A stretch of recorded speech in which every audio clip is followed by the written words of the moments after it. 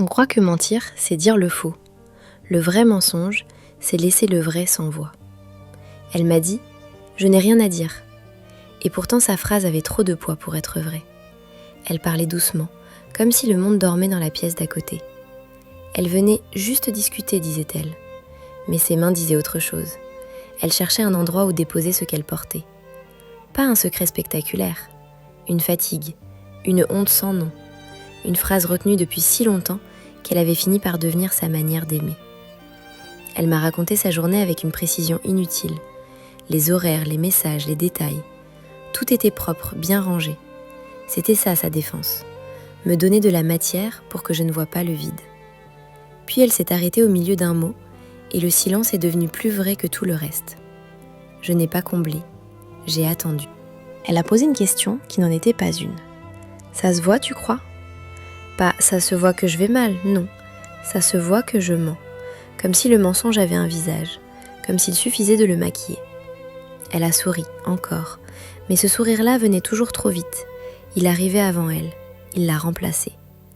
Puis elle a murmuré « Je fais tout correctement et je me sens absente ». Je l'ai laissée parler sans la guider. On entendait entre ses phrases ces petits trous où le vrai aurait dû respirer.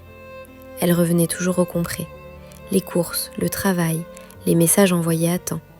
Une comptabilité d'existence. Comme si tenir la liste suffisait à tenir la vie. À un moment, elle a dit « Je n'ai pas le droit d'être fatiguée ».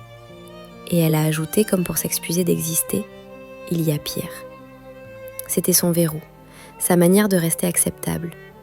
Je n'ai rien répondu de brillant. J'ai seulement gardé le silence assez longtemps pour que sa phrase ne puisse pas être effacée par la suivante. Et dans ce silence, quelque chose a glissé. Pas un effondrement, pas une catharsis.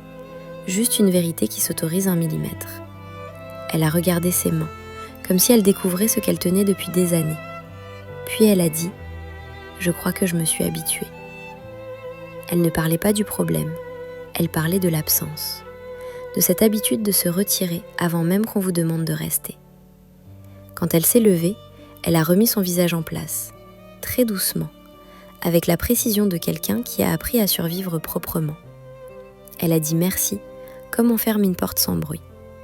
Et quand elle est partie, il ne restait pas une morale, il restait une trace, discrète mais tenace. Le non-dit n'est pas un silence, c'est le vrai qui apprend à vivre sans voix.